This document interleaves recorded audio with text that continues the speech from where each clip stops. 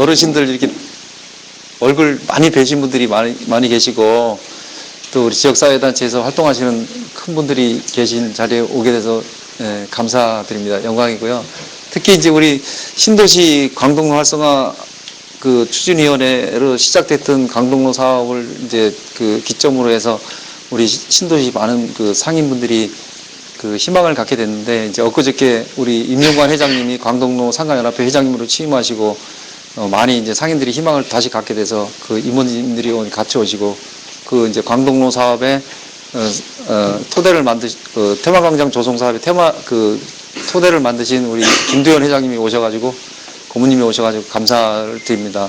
또 특히 이제 우리 중앙동 발전협의회 상가연합회에서 이제 우리 이영근 우리 고모님이 초대 회장님으로서 지금 이제 돔라이트 회장님이 이제 초대되셨다고 말씀을 해주셔서, 그러니까 중앙 지역의 상가 청년협회 구성을 하는데 많은 이제 그 힘이 받아지지 않을까. 사실 몇 년 동안 상가 청년협회를 구성할 때 대해서 말씀을 드렸는데, 이제 많은 회장님들이 관심 가지시고 동참을 해주시는 말씀을 많이 해주셔서, 이제 거기에 관련된 말씀을 제가 좀 나름대로 국내로 다니면서 보고 느낀 그 실질적인 것을 제가 말씀 한번 드리고자 합니다.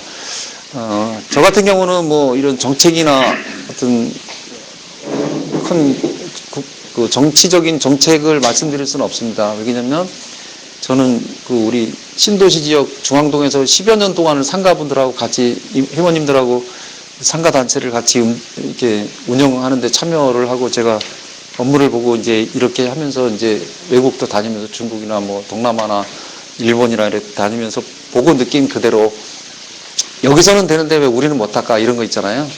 그런 것들이 이제 눈에 보이는 것들이 있어가지고 제가 말씀을 좀 드리고 싶어서 왔습니다. 요거는 지금부터 말씀드리면, 요거는 지금 신도시 광동로 그 테마광장 조성 사업의 마스터 플랜인데요. 이렇게 뭐 이름을 쭉 붙여갖고 계획을 잘 해서 이제 만들었습니다. 다음 뭐 넘겨보시죠.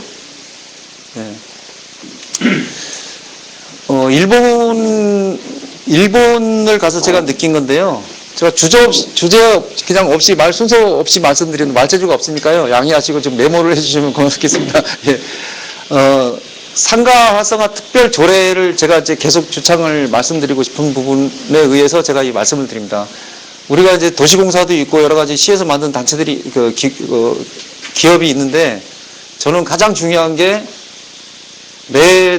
매일매일 수십억의 돈이 도는 상가를 중심으로 해서 모든 지역경제 활성화나 상가 활성화를 논의해야 되지 않나, 저는 이런 생각을 많이 합니다.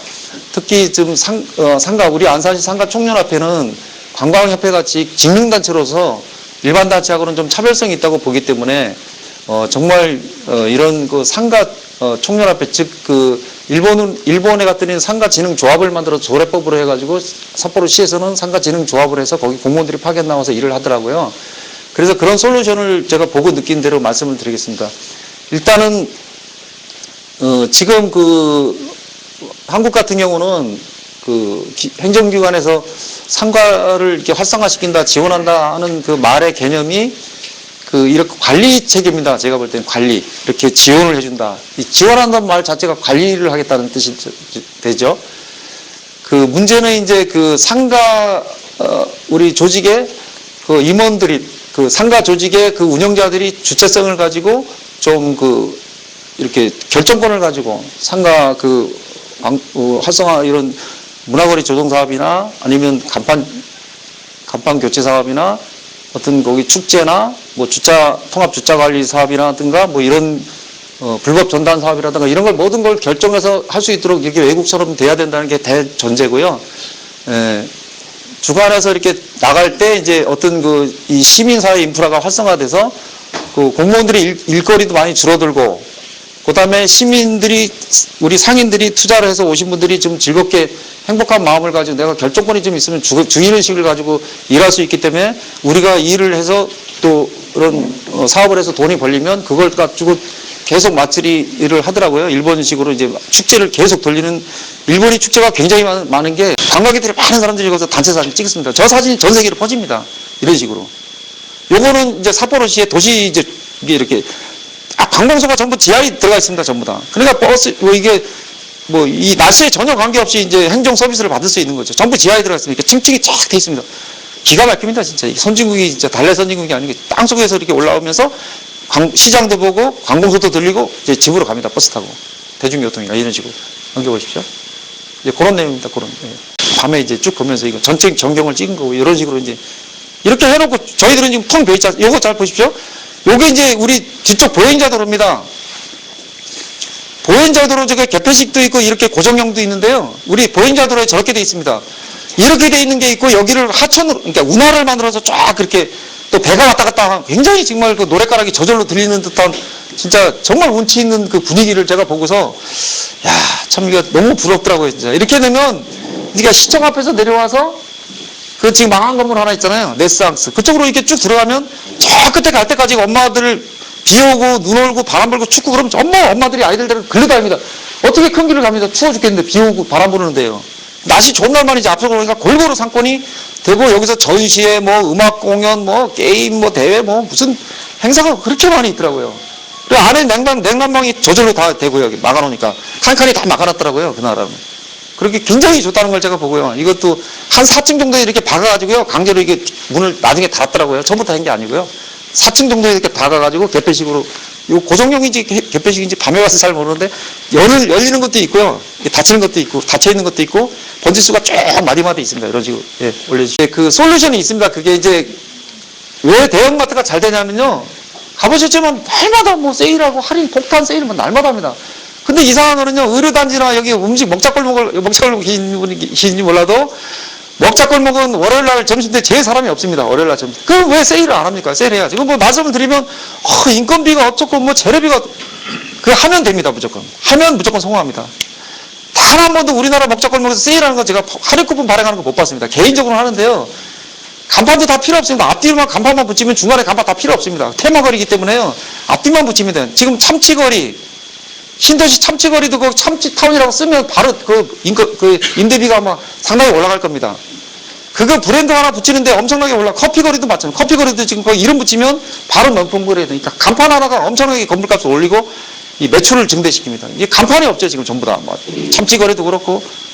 의 특성 및 역사성, 상권의 규모나 발전 가능성들을 고려해서 특화 거리를 이제 지정할 수 있도록 되어 있습니다. 예를 들면 가구거리, 의류센터, 다문화거리, 이런 거 있지 않겠습니까? 댕이골, 이런 거. 이런 특정한 어떤 특화된 거리를 지정할 수 있도록 되어 있고요. 거기에 관한 지원 사업을 할 수 있도록 되어 있고, 상인 조직에서 한 20% 정도의 예산을 부담하면 나머지는 시에서 지원하는 등 이런 종류의 지원 사업들이 있습니다.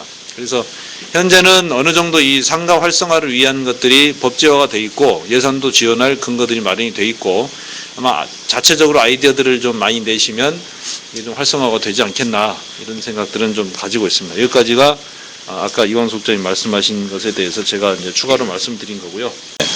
아까 이제 특화거리도 많이 얘기를 했습니다.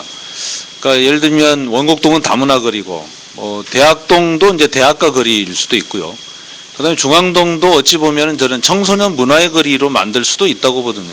지금은 그게 안 돼서 좀 안타깝긴 하지만 여러 가지 특화 거리를 만들 수가 있는데 광덕로는 이것도 무슨 특화 거리를 만들 수 있는 건가?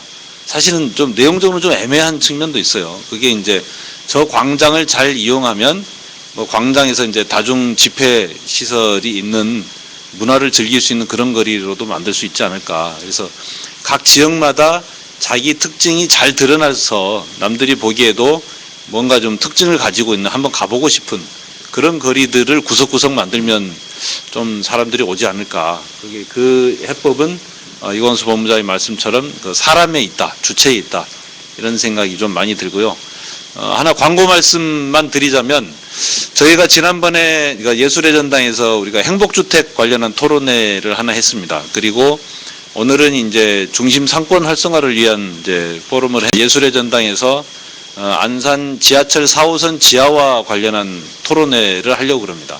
근데 이 지하철 4호선 지하화를 접근하는 방법이 거기를 이제 뭔가 이제 개발해 가지고 이제 상권을 많이 만들자 이런 개념은 아니고요. 저 4호선이 어떤 우리 안산 도시계획 측면에서 봤을 때 어떤 역할을 하고 있느냐. 이게 중앙동과 신도시를 가르는 굉장히 거대한 장애물 역할을 좀 하고 있지 않냐. 아까 위를 넘어가는 출렁다리도 만들고 이러자고 그랬는데 아마 저기를 좀 뚫고 지나갈 수 있는 또는 연결시켜서 시청에서부터 호수공원에 이르기까지 이 거리가 지금보다 근데 이게 하나는 4호선에 의해서 가로막혀 있고 또 하나는 광동로의 광장으로 인해서 좀 기형적으로 이게 좀 막혀 있고 이런 상태로 돼 있는데 이거를 좀 효율적으로 활용하면서 안산의 얼굴을 좀 살려볼 수 있는 그런 길이 없을까 하는 걸로 좀 개최를 해보려고 그럽니다. 그래서 오늘 토론도 연결돼 있고 지난번 행복주택도 연결돼 있어서 아무튼 좀 관심을 갖고 좀 봐주시면 좋겠고 아이디어들도 좀 많이 내 의견들이 이후로 우리 안산을 만들어 나가는데 큰 도움이 되는 그런 의견들로 오늘 모여졌으면 좋겠습니다. 아무튼 지금까지 같이 해주신 여러분께 대단히 고맙습니다.